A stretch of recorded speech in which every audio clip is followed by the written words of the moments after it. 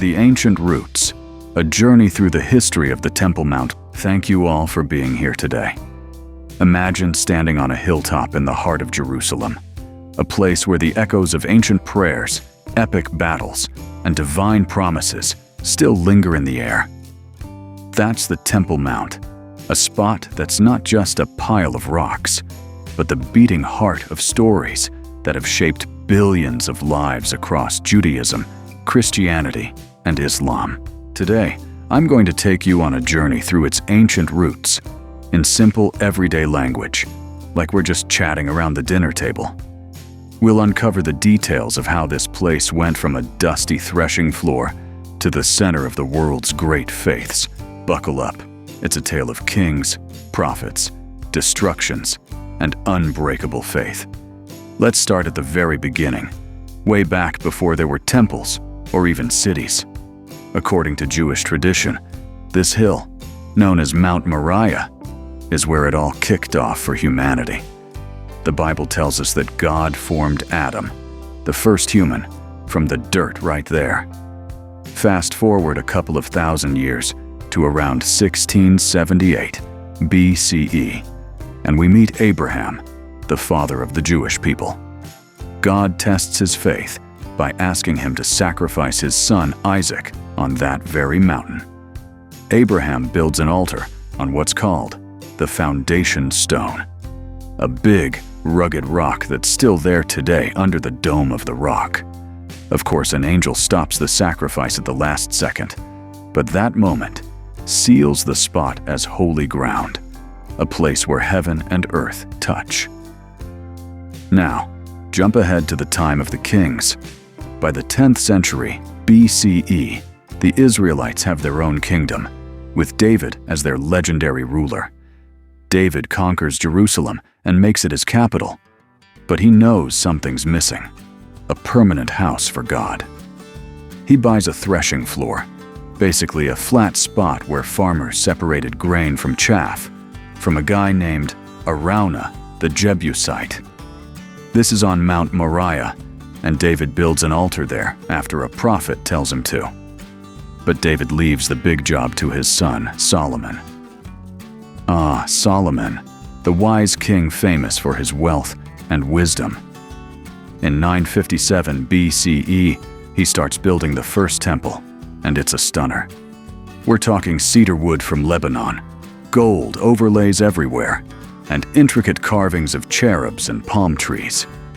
It takes 7 years to finish, and when it's done in 950 BCE or so, it's not just a building, it's the spiritual center of the Jewish world.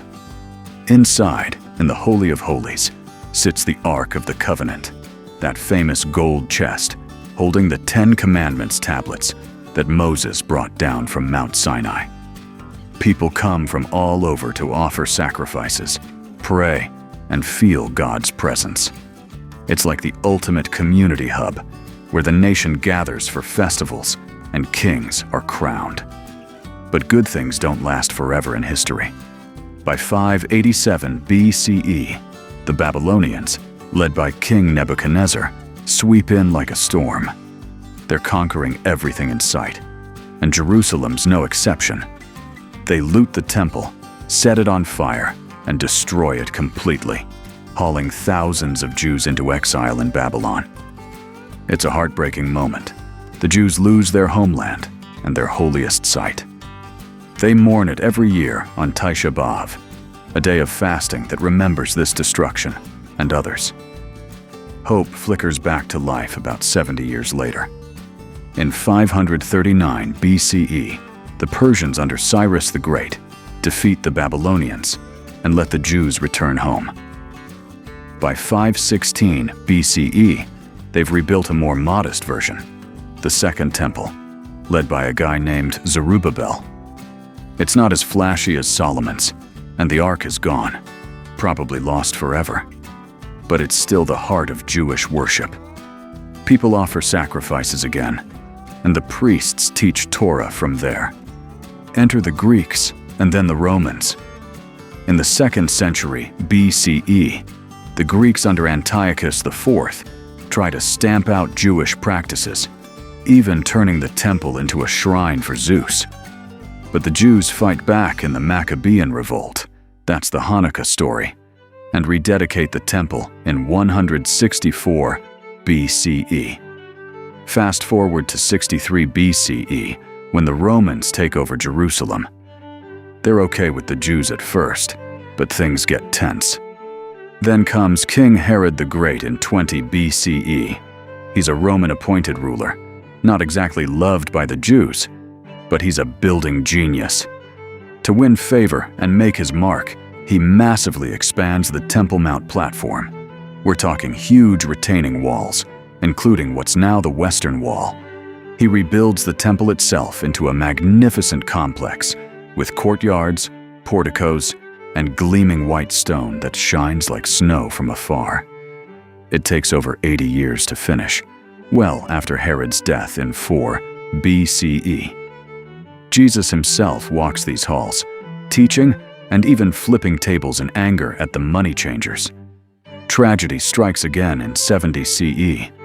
The Jews rebel against Roman rule, and Emperor Vespasian sends his son Titus to crush it. The Romans siege Jerusalem, breach the walls, and burn the Second Temple to the ground on the 9th of Avi, the same sad date as the first destruction. All that's left is rubble, and the Jews are scattered once more. But they never forget. Prayers, holidays, and even wedding ceremonies remember the temple's loss. The Western Wall becomes a place of pilgrimage, where Jews weep and pray, calling it the Wailing Wall back then. The story doesn't end with the Romans.